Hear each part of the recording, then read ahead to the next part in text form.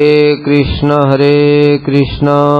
कृष्ण कृष्ण हरे हरे, हरे राम राम राम हरे हरे। श्री बृहद भागवतामृतम द्वितीय खंड प्रथम अध्याय। हम लोगों ने श्रवण किया। गोप कुमार ने अपनी कथा बतानी प्रारंभ की, अपना पूर्व चरित्र, किस प्रकार से उनको भजन हुआ। उसमें सबसे पहले उन्होंने अपने गुरुजी के बारे में बताया, अपना परिचय दिया। मेरा जन्म गोवर्धन में हुआ था, मैं गोप बालक था, गायों को चराया करता था। गायों को चराते हुए हम लोग एक ब्राह्मण के दर्शन किया करते थे।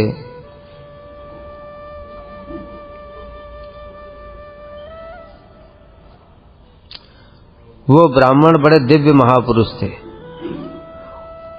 उन्हीं महापुरुष की महिमा पहले बताना प्रारंभ किया। हम लोग वन में गोचारण करते समय उस द्विज श्रेष्ठ द्विज का सर्वदा दर्शन करते। द्विजोत्तम, उत्तम द्विज अर्थात ब्राह्मण श्रेष्ठ। ब्राह्मण श्रेष्ठ क्यों बताया? क्योंकि परम सुंदर गौर कांति युक्त अलौकिक दिव्य मूर्ति थे। उनके जो लक्षण थे वो अत्यंत दिव्य थे। किस प्रकार के लक्षण थे आगे सुनाएंगे। सब समय कृष्ण के मधुर नामों की विचित्र गाथाओं का कीर्तन किया करते थे। सबसे पहली बात महापुरुष का लक्षण है, सब समय भगवान के नामों का कीर्तन करेगा।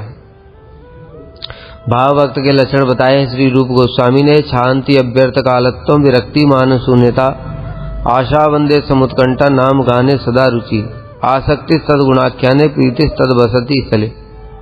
आसक्ति तद गुणाख्याने, भगवान के गुण कीर्तन में आसक्ति होती है। आसक्ति की अवस्था का लक्षण क्या है?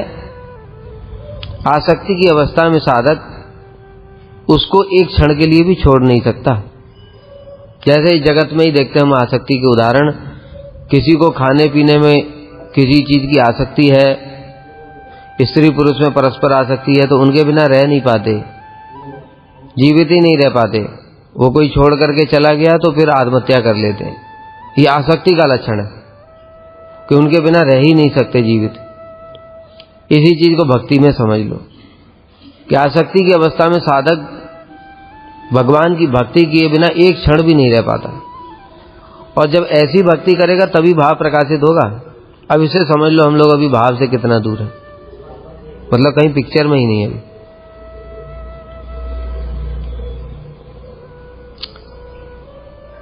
तो सब समय भगवान के मधुर नामों की विचित्र गाथाओं का कीर्तन करते थे। कभी कभी कृष्ण इन दो अक्षर वाले नामों का कीर्तन करते हुए इधर उधर भ्रमण करते। कृष्ण कृष्ण कह करके कभी इधर उधर, मतलब क्या बताए? वो भाव और प्रेम अवस्था के भक्त हैं, इसलिए उनको कहीं कृष्ण की स्फूर्ति हो रही, कहीं इधर चल दिए, कहीं दूसरी तरफ से बंसी की ध्वनि सुनाई दी तो उधर चल दिए। उनका कोई फिक्स थोड़ी होता है। हम तो अपने हिसाब से जाते हैं। हाँ, आज हमको नंदगांव जाना है, बरसाना जाना है, तो सीधी रोड पकड़ी, मैप लगाया, सीधे पहुंच गए। उनके लिए मैप नहीं होता है, उनके लिए कृष्ण की स्फूर्ति ही मैप है।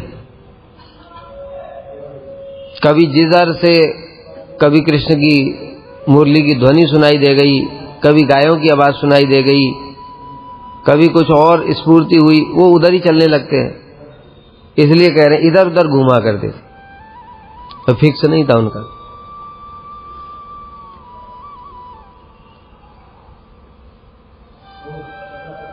कभी किसी स्थान में बैठकर जप या ध्यान में रत रहते।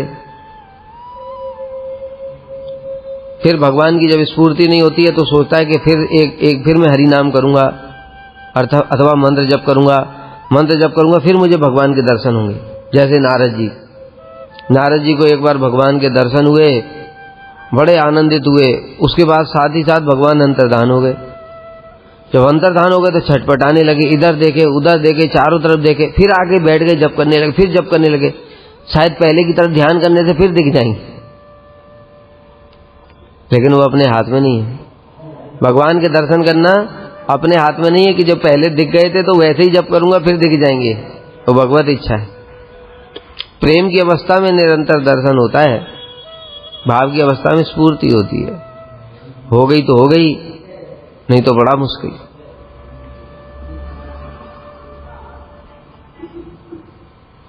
इसलिए फिर अत्यंत प्रीति के साथ एक जगह बैठ जाते और बैठ करके मंत्र जप करना प्रारंभ कर देते। उनका जब ध्यान आदि अत्यंत प्रीति के साथ अनुष्ठित होता था। यहां बड़ी विशेष बात है, मंत्र जप इत्यादि प्रेम सहित होना चाहिए। हम लोग सुनते ना गोविंद स्तोत्र में, प्रेमांजनोच्छ्रित भक्ति विलोचनेन संतः सदैव हृदयोस विलोकयन्ति। प्रेम रूपी अंजन जब नेत्रों में लग जाता है तो हृदय में सब समय कृष्ण के दर्शन हो जाते। तो इनके भी जो नाम है उसमें प्रेम युक्त नाम है, और जो प्रेम युक्त नाम से कीर्तन किया जाता है कृष्ण का, तो कृष्ण वशीभूत होकर के वापस साधक के सामने आ जाते। देखो प्रेम के अपने हाथ में तो है नहीं लाना जबरदस्ती। हम सभी तो चाहते प्रेम पूर्वक नाम करें, हरे कृष्ण जब करते, पर हमारा होगा ही नहीं अभी, क्योंकि नाम अपराध हो रहा है। फिर नामाभास होगा, शुद्ध नाम होगा, शुद्ध नाम होने के बाद में तब प्रेम आएगा, तब प्रेम पूर्वक नाम करेंगे। कृष्ण से साथ संबंध होगा ना तब। अभी संबंध ही नहीं है, प्रेम करें तो कैसे करें? ये प्रेम जबरदस्ती नहीं किया जा सकता। इस जगत में तो स्वार्थ का प्रेम है, इसलिए वो प्रेम नहीं है। जो हमारी भोगों की इच्छा पूरी कर देता है उसी से प्रेम हो जाता है। लेकिन कृष्ण से प्रेम करना बड़ा मुश्किल काम है, इसलिए हम लोग चाहकर भी प्रेम नहीं कर सकते। प्रेम करने के लिए यही तरीका है, श्रद्धा, साधु संग, भजन क्रिया, अनर्थ निवृत्ति, निष्ठा, रुचि, आसक्ति, भाव, तब प्रेम होगा। तब जो हरि नाम करेंगे, जो हमारे गुरुवर्ग हैं वो ऐसा हरि नाम करते हैं कि कृष्ण उनके सामने ही प्रकट हो जाते हैं। उस नाम से कृष्ण वशीभूत होकर के खींचे चले जाते हैं। जैसे रूप गोस्वामी, सनातन गोस्वामी, हरिदास ठाकुर जी करते थे। हरिदास ठाकुर के प्रेम पूर्वक नाम से देखो महाप्रभु खींचे चले आते थे। रोज दर्शन देने के लिए आते महाप्रभु। ये प्रेम पूर्वक नाम। तो कोई प्रश्न कर सकता है कि अभी उनका मंत्र तो सिद्ध हो गया है, जब मंत्र सिद्ध हो जाता है तो और जप करने की आवश्यकता नहीं रहती, फिर केवल नाम संकीर्तन ही प्रदान होता है, तो फिर ये मंत्र जप क्यों कर रहे हैं बैठ करके? क्योंकि मंत्र सिद्ध होने पर भी उसके जप आदि के समय में अकृतज्ञता रूपी दोष को दूर करने के लिए प्रीति या एकाग्रता की व्यवस्था देखिए। बड़ी विशेष बात बता रहे हैं कि देखो मंत्र तो सिद्ध हो गया, उसकी आवश्यकता भी नहीं बची है, किंतु कृतज्ञता भी तो कोई चीज है। कृतज्ञता का मतलब क्या है? जैसे हम लोगों को गुरु वैष्णव लोग शिक्षा दे रहे हैं, पारमार्थिक शिक्षा। कुछ दिनों के बाद हम लोग उसको पारमार्थिक शिक्षा को भक्ति के रूप में नहीं लेते। प्रारंभिक अवस्था में हम लोग कैसे लेते हैं? श्लोक याद करा दिया, श्लोक में याद कर रहा हूं, पूरी गौड़ी कंठार याद हो गई। उसके बाद में हमने सिद्धांत सिखा दिया, जैव धर्म माधुर्य कादम्बनी भक्ति रसामृत सिंधु पढ़ा दिया, ये भी याद हो गया। उसके बाद में और कुछ बचा नहीं। जब बचा नहीं तो फिर अब की जरूरत क्या है कथा में बैठने की? अब कुछ नई चीज तो है नहीं, वही रोज रोज वही सुनेंगे, तो लाभ ही क्या है बैठने से? कुछ और कर लेता हूं इतनी देर में। इस प्रकार से ये जो है, और उनके प्रति अकृतज्ञ होना, मानना ही नहीं।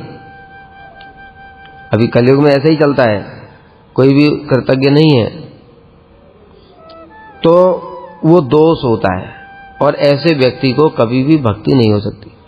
गुरुजी की एक नहीं, मैंने कितनी कथाओं में सुना है, गुरुजी बार बार एक ही बात कहते हैं कि जिसने हमारे पारमार्थिक जीवन में कुछ भी सहायता की है उसका कृतज्ञ होना चाहिए।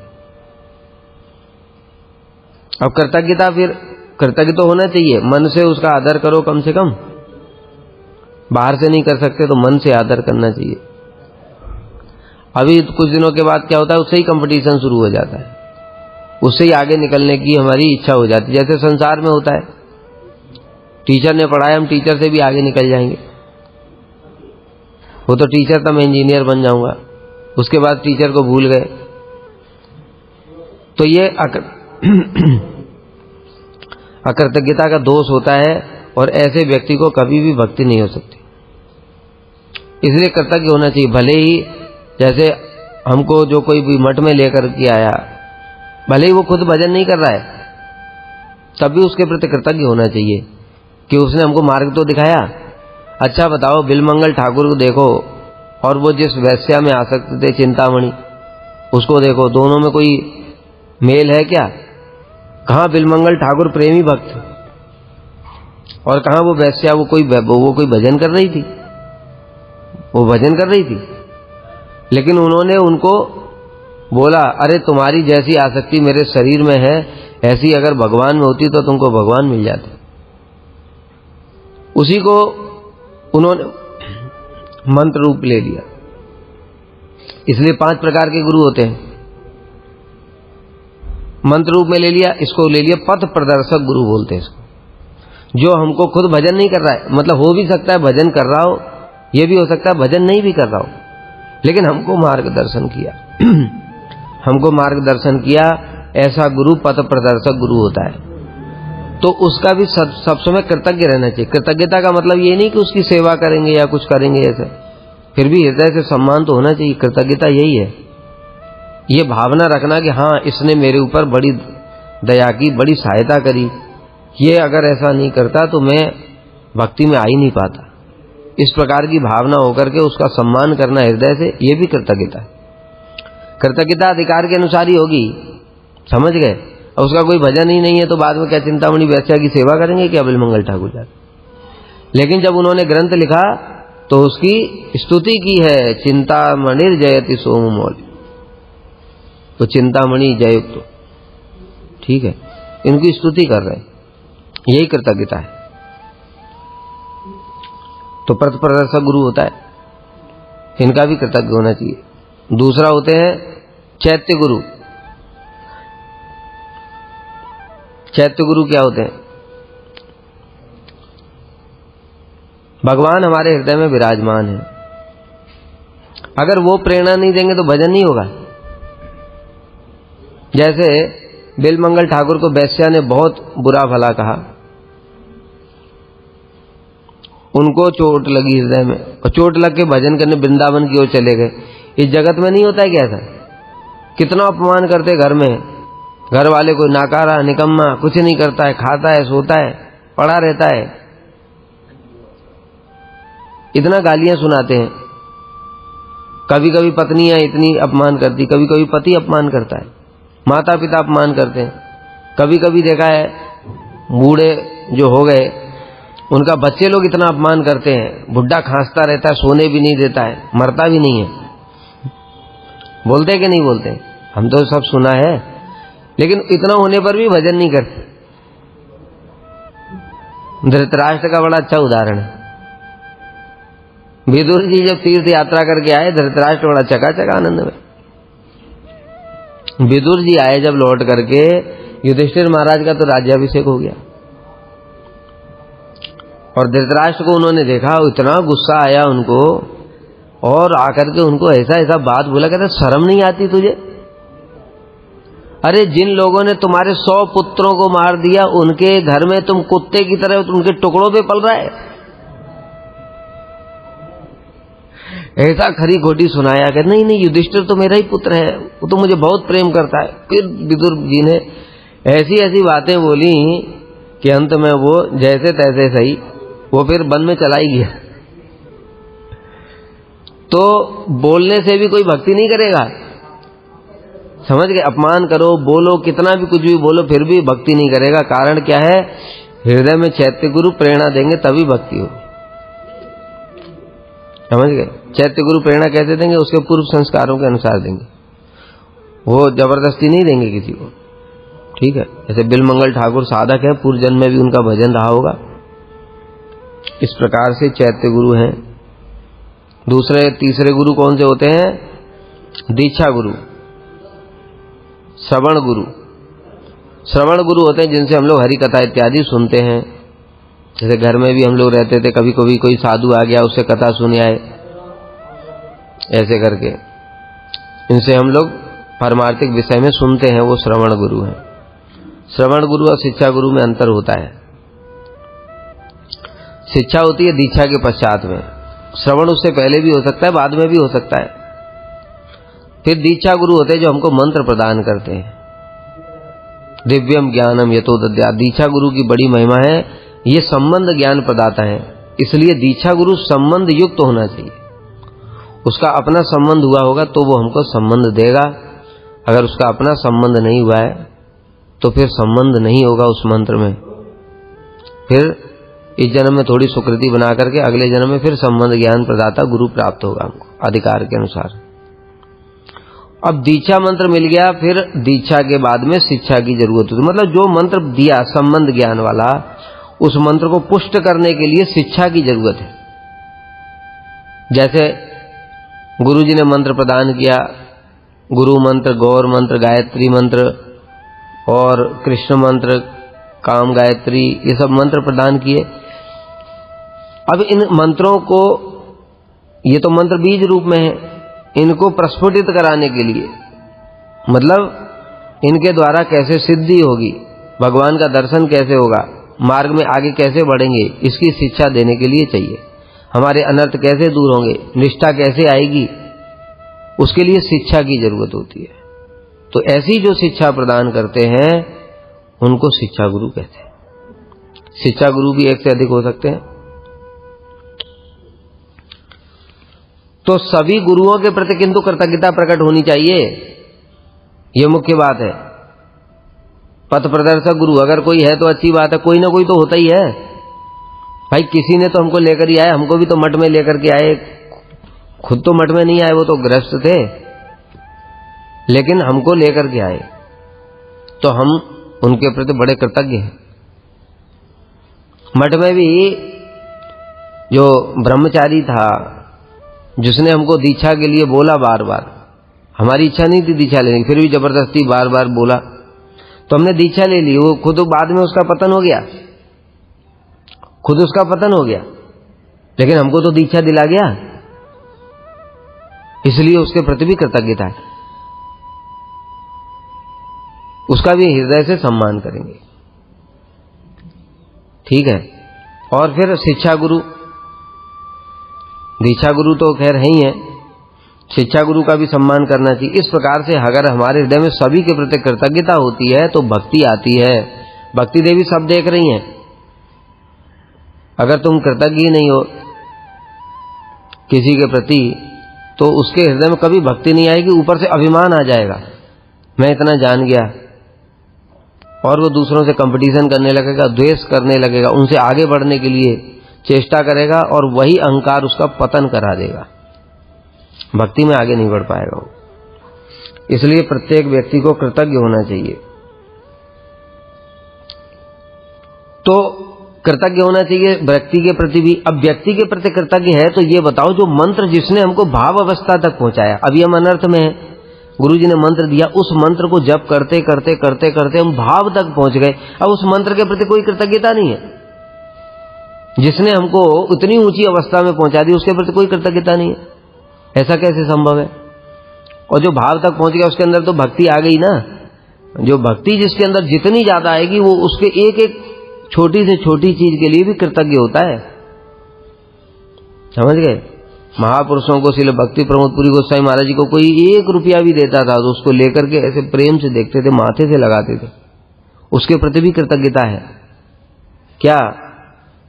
कि प्रभुपाद की सेवा के लिए, ठाकुर जी की सेवा के लिए इसने मेरी सहायता करी, उसके प्रति भी कृतज्ञता रखते हैं। इस भावना से महापुरुषों का हम लोग चिंता भी नहीं कर सकते, वो सबके प्रति कृतज्ञ होते हैं। वो यद्यपि वो जो 1 रुपया दे रहा है उससे उसका ही कल्याण है, ठीक है ना, लेकिन तब भी वैष्णव लोग उसके प्रति भी कृतज्ञ होते हैं। उनको क्या मिल रहा है? अगर हमको कोई पैसा दे करके जा रहा है तो हम ठाकुर जी की सेवा में लगा देंगे, हमको क्या मिल रहा है उससे? तब भी कृतज्ञ रहते कि हाँ, इसने ठाकुर जी की सेवा की। हमारे गुरु जी की कोई सेवा करता है उसके प्रति भी कृतज्ञ होना चाहिए। हमारे गुरुदेव की इसने सेवा की इसलिए उसको भी प्रति भी कृतज्ञ होना चाहिए, उसका सम्मान करना चाहिए। गुरु जी ये बात कहते हैं बहुत सारी कथाओं में। अब फिर वही बात है, कृतज्ञता अधिकार के अनुसार ही प्रकट की जाएगी। तो इस प्रकार से इस कारण से ब्राह्मण अभी भी मंत्र जप करते थे, मंत्र को उन्होंने छोड़ा नहीं।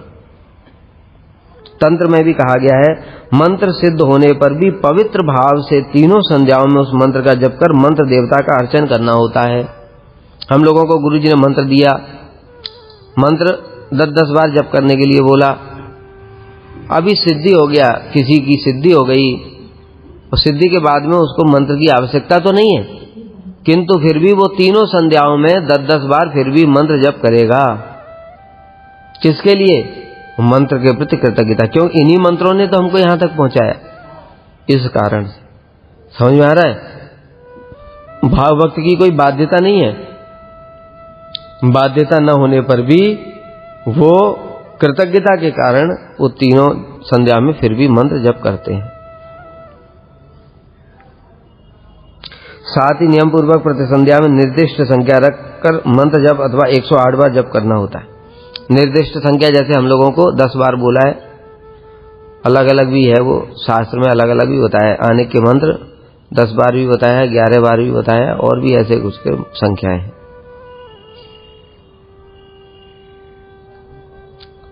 कभी कभी वे ब्राह्मण अभ्यास वस्तः अथवा प्रेम के उदय होने के कारण बाह्य वृत्ति के अभाव वस्तः तथा जप और ध्यान में समानता हेतु भूमि पर गिर जाते। क्या बताया?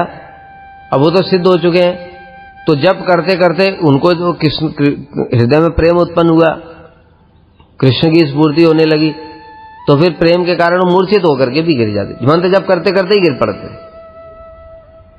बताया, बड़ी उन्नत अवस्था में है ब्राह्मण, साधारण नहीं है, महापुरुष है।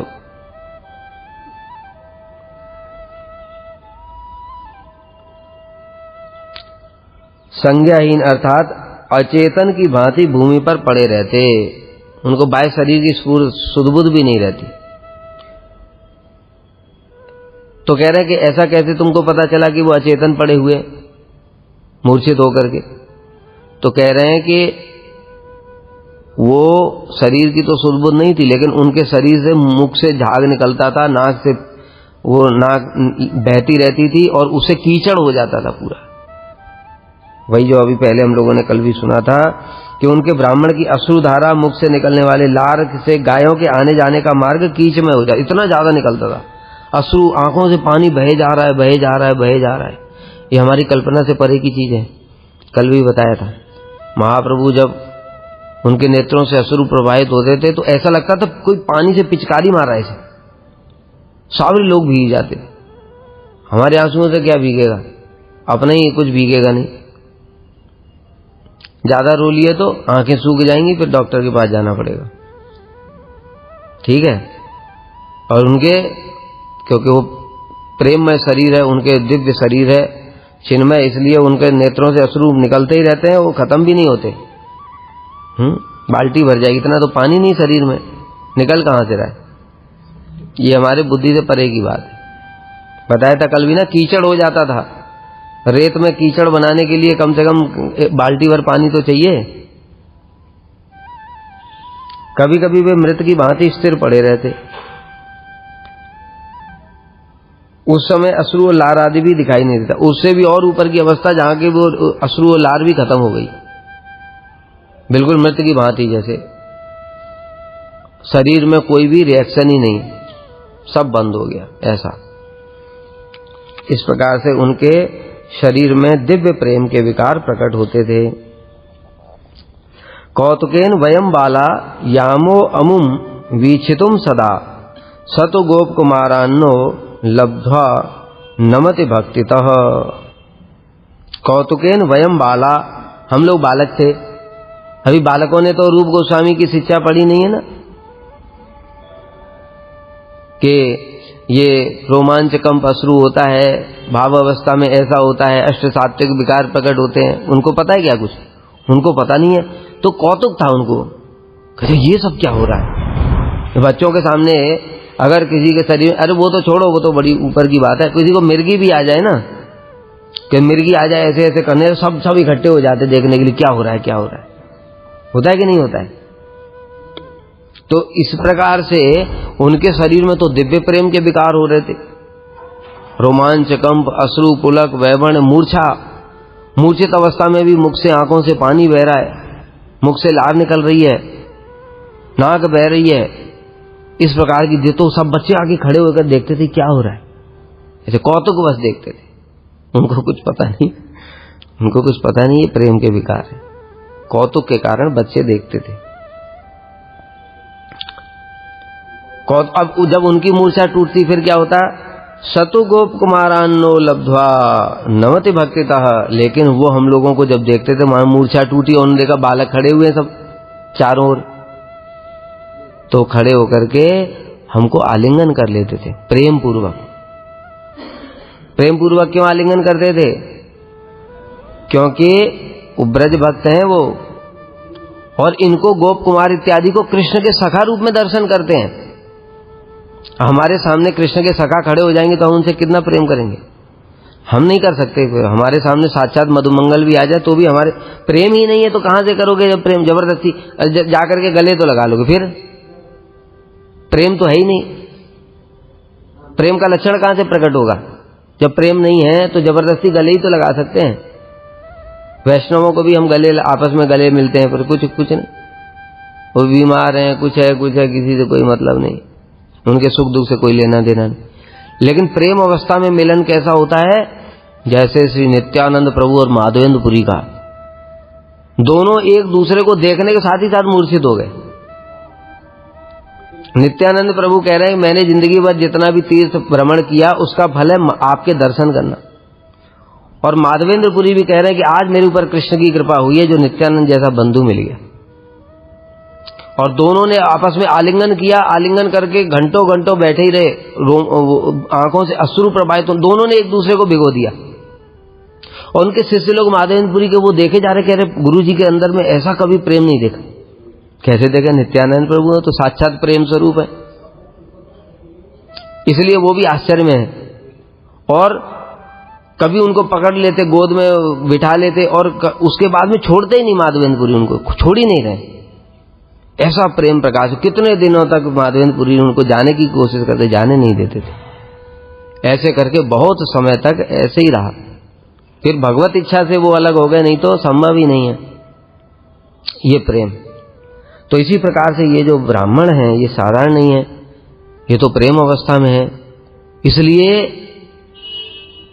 प्रेमी अवस्था वाले जो भक्त हैं उनको विद्या विनय संपन्ने ब्राह्मणी कवि हस्तिनी सुनी चाहे स्वपागे च पंडिता समदर्शन, सबको समदर्शी होते हैं वो, सबको उनको दिखाई देता सब कृष्ण की सेवा कर रहे हैं। इसलिए तो नारद जी को पुरी में जगन्नाथपुरी में जब नारद जी आए तो उनको सब चतुर्भुज दिखाई दिए, उनको स्वरूप दिखाई दे रहा है। और हमको क्या दिखाई दे रहा है? शरीर, कुत्ता, बिल्ली, सुअर, हाथी। उनको ऐसा नहीं दिखाई देता, उनको भगवत दर्शन होता है सभी जीवों में। इसलिए तो सुअर को भी साष्टांग प्रणाम कर लेते हैं। जगन्नाथ दास बाबा जी महाराज कुत्ते के पिल्लों को अपनी प्लेट में कैसे खिला देंगे? कुत्ता अगर हमारे भोजन को देख भी ले, प्रसाद नहीं है, अगर वो प्रसाद नहीं है और भोजन को देख लिया तो वो अपवित्र है, उसको खाना भी नहीं चाहिए। समझ गए?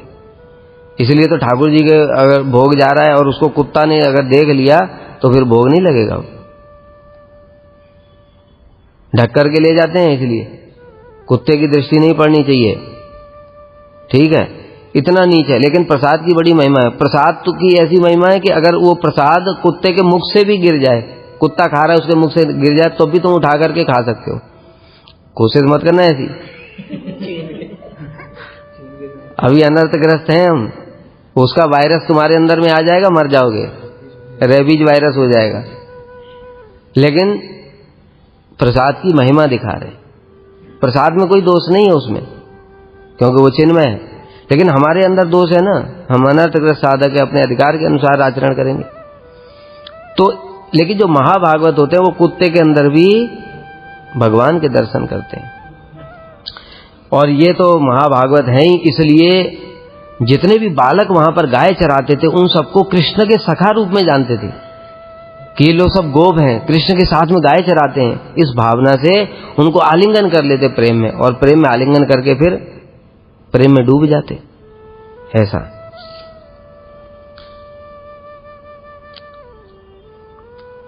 यहां पर गोप कुमार जी बता रहे हैं, हम लोग बालक होने के कारण कौतूहल वस्तः सदा ही उनका दर्शन करने के लिए जाते। देखें आज क्या होगा, ऐसे देखें आज क्या होगा। कुछ नई नई विकार होते हैं ना शरीर में, तो इसलिए कौतूहल पूर्वक जाते थे कि देखें वो ब्राह्मण देवता क्या कर रहे हैं। यद्यपि हम लोग भक्ति पूर्वक उनके दर्शन करने नहीं जाते थे। पहले ही हमने बताया बालकों के अंदर कोई भक्ति नहीं है, उनको कुछ पता भी नहीं ये भक्ति के लक्षण है। ये तो गोप कुमार को अब पता चला है ना ये भक्ति के लक्षण थे, उस समय थोड़ी पता था। उस समय तो जैसे गाय चराने वाले बच्चे होते हैं ग्वाले, वैसे ही थे। तथापि कहे जाने वाले प्रसंग में उनका ही कृपा महात्म्य सूचित हुआ है, अर्थात वे हमें गोप कुमार जान करके, गोप कुमार अर्थात कृष्ण के सखा जान करके। गोप कुमार का मतलब क्या हुआ, कृष्ण के सखा। ये सब कृष्ण के सखा हैं, ग्वाले हैं, कृष्ण के साथ में रहते हैं, उनके साथ गाय चराते हैं। इस प्रकार से कि कृष्ण के परिकर उस रूप में दर्शन करके उनको प्रेम पूर्वक आलिंगन किया करते थे। गाढ़म अश्लिष्यति प्रेमणा सर्वांगेषु सचुंबनम परित्यक्तुम न शक्नोति मादृशान प्रिय बंधुवत। अब बताया ना वो बड़ी उन्नत अवस्था में है, इसलिए उनका लौकिक सदुबंधुवत भाव है। जैसे कृष्ण का कोई प्रिय है तो वो हमारा कितना प्रिय होना चाहिए, उससे बढ़कर के कोई बंधु नहीं। जैसे बताया ना अभी नित्यानंद प्रभु के लिए माधवेंद्रपुरी और माधवेंद्रपुरी के लिए नित्यानंद प्रभु, ऐसा प्रिय बंधु जान करके वे कभी कभी हमें प्रगाढ़ आलिंगन करते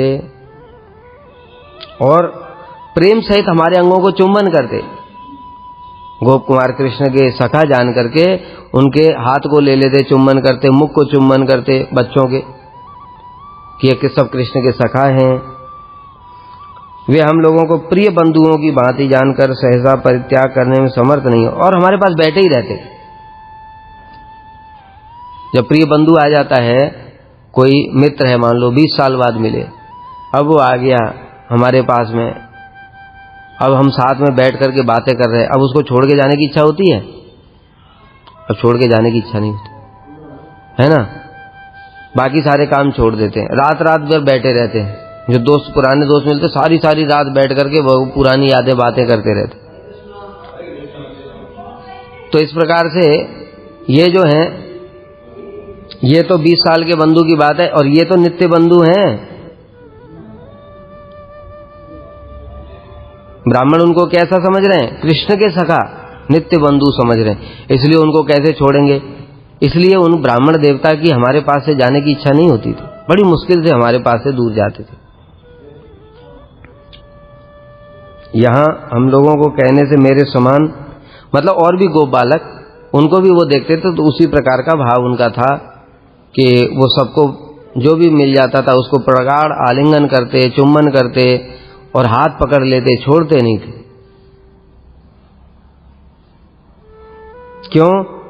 ब्राह्मण के इष्ट देव श्री मदन गोपाल के रूप जैसा यही उक्त वाक्यों का, क्योंकि हम लोग गोप कुमार थे ना, गोप बालक, तो हमारा रूप भी कृष्ण के जैसा था, और कृष्ण के जैसा रूप देख करके उनको कृष्ण की स्फूर्ति होती थी, तो उनको लगता कि ये सब कृष्ण के सखा लोग हैं।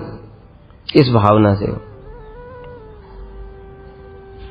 प्रिय बंधु कहने से पितादि बंधुओं की भांति प्रिय भाव युक्त अथवा लौकिक जीवन में जिस प्रकार दीर्घ काल दूर रहने के पश्चात प्रिय बंधु छोटे भाई के प्रति बड़े भाई का प्रीति व्यवहार आलिंगन इत्यादि देखा जाए। प्रिय बंधु हमने पहले ही बता दिया, जैसे पिता उसका पुत्र चला गया, बहुत समय के लिए पढ़ाई करके आया विदेश से 4-5 साल के बाद में, तो पिता उसको कैसे प्रेम करता है।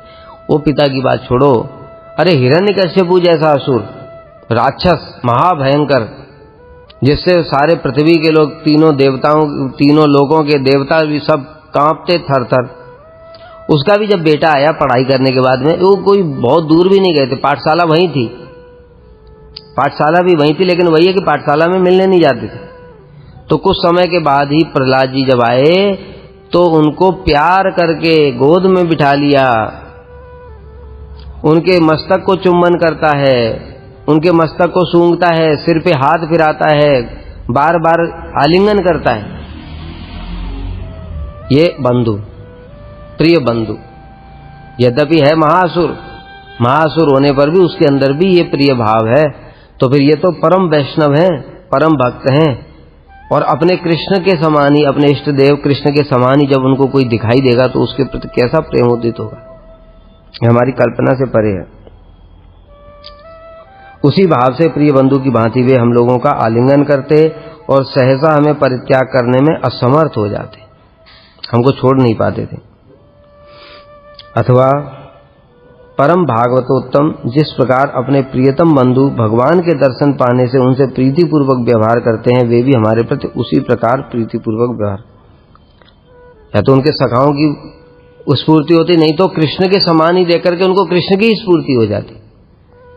गोप सखाओं का, गोप बालकों का वेश कृष्ण के समान देख करके उनको कृष्ण जानकर ही और बड़ा प्रेम किया करते थे, ऐसे करके। इसलिए गुरुजी कहते थे, बड़ी अच्छी बात बताई गुरुजी ने, लोग वृंदावन में जाओ, अधिकतर सब जितने भी लोग आते हैं एक डायलॉग रट रखा, राधे राधे श्याम मिला दे, राधे राधे श्याम मिला दे। गुरुजी कहते हैं भाई श्याम मिला दे, श्याम तुमको मिल जाएंगे तो तुम करोगे क्या? अभी हम पूछ लें, बताओ अगर तुम्हारे सामने कृष्ण आ जाए तो क्या करोगे? पता ही नहीं किसी को क्या करना है, क्या करोगे? उनको प्रेम भी नहीं कर पाएंगे तो हृदय में प्रेम ही नहीं है, सेवा वृत्ति है नहीं, उनकी सेवा भी नहीं करेंगे तो तुम्हारे सामने आकर के करेंगे क्या है? उनकी सेवा करने के लिए बड़े बड़े ब्रह्मा, शिव, नारद, सुग, ऋषि मुनि इतने सब लाइन में लगे रहते हैं, उनको तो सेवा मिलती नहीं है। और हम जो निकम्मे, नाकारा, नालायक, सेवा तो है ही नहीं, हृदय में प्रेम भी नहीं है, हमारे सामने आकर के करेंगे क्या? इसलिए भाई प्रेम होना चाहिए, कृष्ण से मिलने के लिए प्रेम होना चाहिए। जब प्रेम होगा तो ऐसे भावना होगी, वो कृष्ण के दर्शन करते ही जा करके दौड़ करके उनको आलिंगन कर लेंगे। कृष्ण को तो प्रेम चाहिए ना, तुम्हारे खड़े हो शकल देख करके तुम्हारी क्या करेंगे? कृष्ण आ गए तुम्हारे सामने, तुम्हारी शकल देख करके क्या करेंगे? तुम ऐसे देख रहे हो, क्या करूं, समझ ही नहीं आ रहा। इसलिए प्रेम जब होगा तो उनको दौड़ करके आलिंगन कर लेंगे, उनको अपने नेत्रों के अश्रुओं से भिगो देंगे, वो प्रेम चाहिए कृष्ण को। फिर उनकी सेवा करेंगे, प्रभु थक गए होंगे, उनके पैर दबाएंगे, उनके लिए बढ़िया बढ़िया रसोई बनाएंगे, उनको खिलाएंगे पिलाएंगे, सेवा करेंगे। ये कुछ भावना ही नहीं हमारे अंदर, तो आकर के राधे राधे श्याम मिला दे, श्याम क्या करेंगे मिला करके? इसलिए ये सब बेकार की बात है, हमको प्रेम होना चाहिए।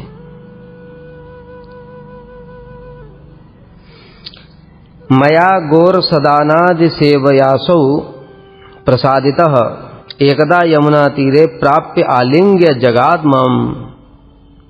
अब जो गोप कुमार ने बड़ी विशेष बात बताई कि गोप कुमार कृतार्थ कैसे हुए, अपना बता रहे ना। जैसे ब्राह्मण जो है, माथुर ब्राह्मण, कौन सा, जो कामाख्या देवी में, कामाख्या में रहता था गुवाहाटी में, उसको देवी ने मंत्र दिया, देवी से उसको मंत्र प्राप्त हुआ। गोप कुमार ने पहले ही बताया मेरा भी प्रसंग इसके जैसा ही है, इसलिए अब बता रहे मुझे मंत्र कैसे प्राप्त हुआ। अब बता रहे कैसे, मया गोरस दानादि सेवयासौ, मैं उनकी थोड़ी सेवा कर दिया करता था। कैसी सेवा? देखो ब्राह्मण जो हैं वो साधारण तो है नहीं, माधवेंद्रपुरी की तरह वो अयाचित वृत्ति, खाने पीने की तो कोई चिंता नहीं, शरीर से ऊपर उठ चुके हैं, शरीर चिन्मय है उनका, भूख प्यास भी नहीं लगती है। लेकिन ब्राह्मण जैसे बालक है ना, बालकों को लगता है कि जैसे हमको भूख लगती तो इसको भी लगती होगी।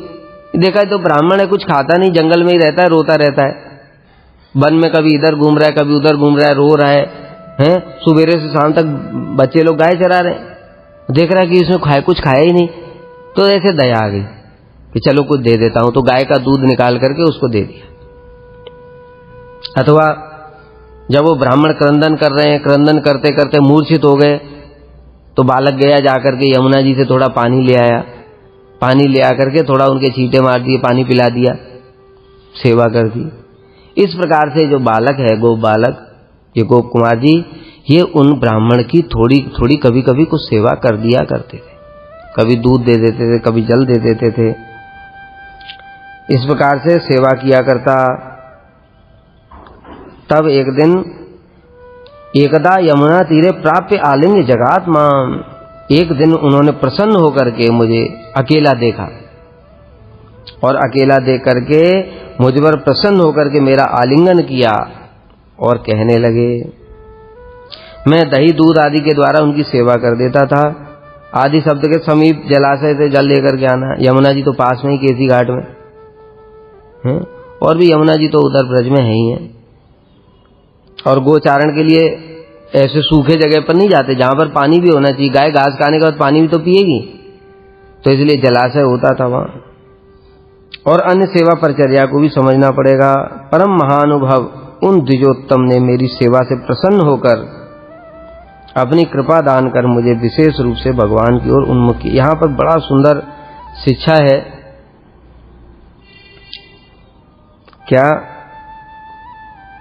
आगे बताएंगे।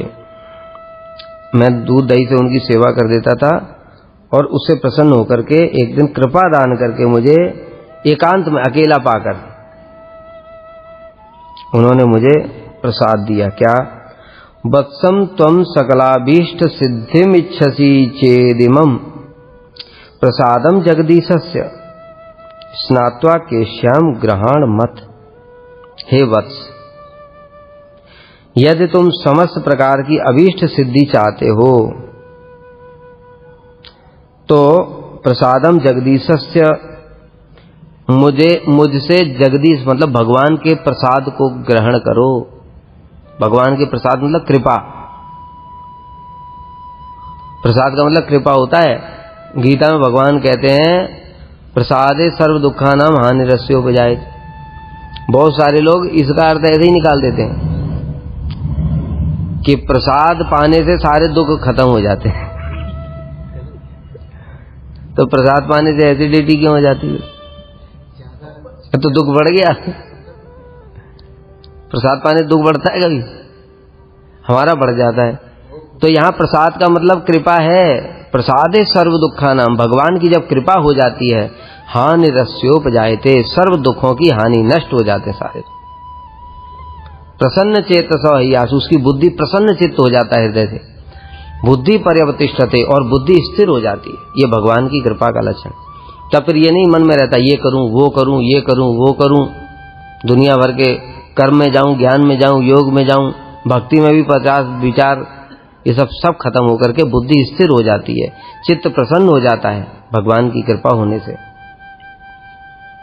तो यहां पर भी वो इसी कृपा की बात कर रहे हैं। उनके पास कोई प्रसाद नहीं जगन्नाथ जी का खाजा कि ले तू एकांत में दे करके खाजा दे दिया, एक ही है इसलिए बाकी बच्चों को नहीं दूंगा। समझ गए? यह प्रसाद में जगदीश्वर प्रसाद मतलब भगवान की कृपा जो उन्होंने प्राप्त की, उन्होंने अनुभूति की। क्या है आगे पढ़ते हैं। कैसा प्रसाद? इसके उत्तर में कह रहे हैं, वत्स तुम यदि समस्त प्रकार के अभीष्टों की सिद्धि, ऐसा प्रसाद, ऐसी कृपा जिससे तुम्हारे सारे अभीष्ट पूर्ण हो जाएंगे, मतलब जो कुछ तुम्हारे मन में इच्छा होगी वो सारी की सारी पूर्ण हो जाएगी, ऐसी कृपा दे रहा हूं मैं तुमको, ऐसा प्रसाद। ये दिव्य प्रसाद है। हम लोगों को जो गुरुजी ने मंत्र दिया ये सबसे बड़ा प्रसाद है।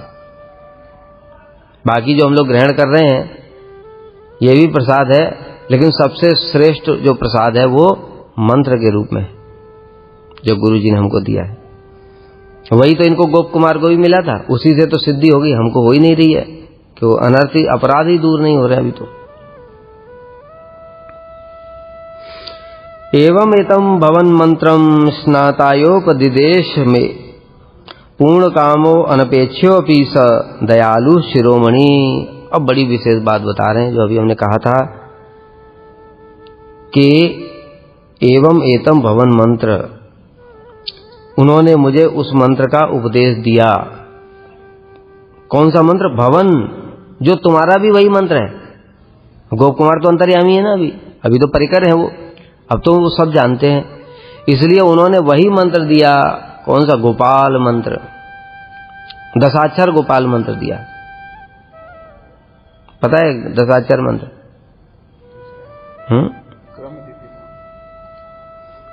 जा करके ढूंढना, हाँ तो पढ़ लेना, ठीक है। तो उन्होंने दशाक्षर मंत्र प्रदान किया। क्यों? दयालु शिरोमणि थे, वो बड़े कृपालु थे, इसलिए मंत्र दिया। यहाँ विशेष बात क्या बताया कि ऐसा नहीं है कि मैं उनको दूध दही देता था, पानी दे देता था, इससे प्रसन्न होकर के उन्होंने मंत्र दिया, ये नहीं है। क्यों भाई? प्रसन्न क्यों? अच्छा, मैं किसी से प्रसन्न कब होऊंगा? मान लो मेरे को ठंड लग रही है, अब किसी ने मुझे ला करके शॉल दे दी तो मैं प्रसन्न हो जाऊंगा, क्योंकि मैं अभावग्रस्त हूं। मुझे भूख लग रही है, किसी ने ला करके मुझे प्रसाद दे दिया तो मैं प्रसन्न हो जाऊंगा। अब किसी को भूख नहीं लगती, प्यास नहीं लगती, ठंड नहीं लगती, कुछ लगता ही नहीं है, अब तुम उसको कोई चीज ला करके दे रहे हो तो वो क्यों प्रसन्न होगा? उसके प्रसन्न होने का क्या कारण बनता है?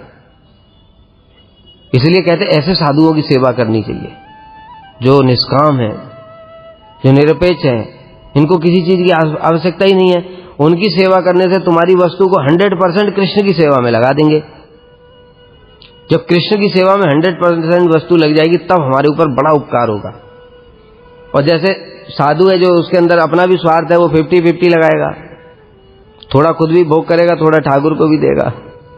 पहले उसके मन में अपने भोग की इच्छा हो जाती है।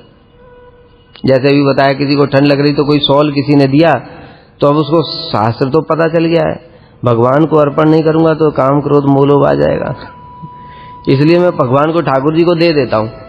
और ठाकुर जी को तो दे दिया, लेकिन बाद में मन में अपनी इच्छा है ना। तो इस प्रकार से जो देने वाला है उसको भी उसी प्रकार का ही फल मिलेगा। और जो शुद्ध भक्त होते हैं वो संपूर्ण रूप में समर्पित होते हैं भगवान के प्रति, उनको किसी चीज की जगत में आवश्यकता नहीं होती, इसलिए हर वस्तु को 100% भगवान की सेवा में नियुक्त कर देते हैं। तो इस कारण से जो उसको दूध दही देते थे, उनको न भूख लगती थी न प्यास लगती थी, उसके दूध दही का क्या करेंगे वो बताओ? लेकिन वो बालक प्रसन्नता से देता था, इसलिए ग्रहण कर लेते थे। और ये भी उनके अंदर भाव हो सकता है, अब ये तो लिखा नहीं है, लेकिन मैं अपने इच्छा से बता रहा हूं कि कृष्ण से संबंधित जान करके ग्रहण कर लेते हो कि कृष्ण ही मेरे लिए गोप कुमार के, ये गोप बालक के माध्यम से कृष्ण मेरे लिए भेज रहे हैं, तो उसको वो भी तो प्रसाद की तरह ग्रहण करेंगे कि नहीं? ये भी हो सकता है। तो इसलिए वो ग्रहण तो कर लेते थे, लेकिन उनको किसी चीज की आवश्यकता नहीं थी। इसलिए ऐसा नहीं सोचना चाहिए कि मैं उनको ये सब चीजें देता था इसलिए मुझसे प्रसन्न हो गए और प्रसन्न होकर के मुझे मंत्र दे दिया, ये तो फिर दोष आ जाएगा। कौन सा दोष आ जाएगा? कि जो महाभागवत होते हैं उनके अंदर में ये पक्षपात का दोष, कि किसी को दिया किसी को नहीं दिया। उनके सबके प्रति समोहम सर्वभूतेषु, भगवान सबके प्रति समभाव रखते हैं, उसी प्रकार से महाभागवती समभाव रखते हैं। समभाव रखने पर भी किंतु एक विचार होता है, देखो ये याद रखना, गुरु जी का सब शिष्यों के प्रति समभाव है, किंतु फिर किसी पर कृपा कर दी किसी पर नहीं करी। ऐसा कारण क्या है? क्योंकि वो भी देखते हैं कौन क्या चाहता है, चेष्टा कौन कर रहा है भक्ति के लिए, भक्ति प्राप्त करने के लिए। जो जितनी चेष्टा करेगा उसको उतनी मात्रा में कृपा करेंगे, इसलिए ऐसा विचार है। तो उन्होंने देखा गोप कुमार को ये थोड़ा अलग थे और बालकों से, इसलिए उनको देख करके उनको मंत्र दे दिया। लेकिन ऐसा नहीं समझना चाहिए कि उनको किसी चीज की आवश्यकता थी, इसलिए उस आवश्यकता के कारण वो मंत्र दिया।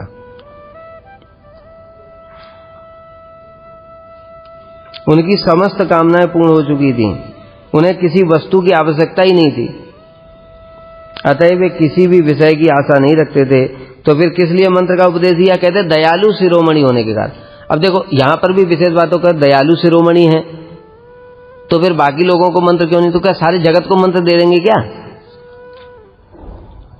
बताओ। ब्रह्मांड तारिते शक्ति धरे जने, महाप्रभु का प्रत्येक परिकर सारे ब्रह्मांड को तार सकते हैं। रूप गोस्वामी सनातन गोस्वामी उसी लेवल के हैं कि नहीं? तो क्या सारे जगत को मंत्र पकड़ पकड़ करके दे रहे थे क्या? आ जाओ मैं तुमको तार देता हूं, बोलो, होता है ऐसा? नहीं होता है। उसमें भी कुछ फिर विचार होता है, वो भी अधिकारी देखते हैं और भी बहुत सारी चीज देखते हैं, इसलिए वो सब देखना भी जरूरी होता है। जो साधन भजन कर रहा है फिर उसी को मंत्र प्रदान करते हैं। लेकिन यहां पर ये जो पहले वाली व्याख्या, इसका मतलब ये है कि मैंने उनको कुछ सेवा किया उसके लिए मंत्र नहीं दिया, कुछ और उन्होंने देखा होगा, इस कारण से मंत्र दे दिया कृपा पूर्वक। वाञ्छाकल्पतरुभ्यश्च कृपा सिन्धुभ्येव च पतितानां पावनेभ्यो वैष्णवेभ्यो नमो नमः।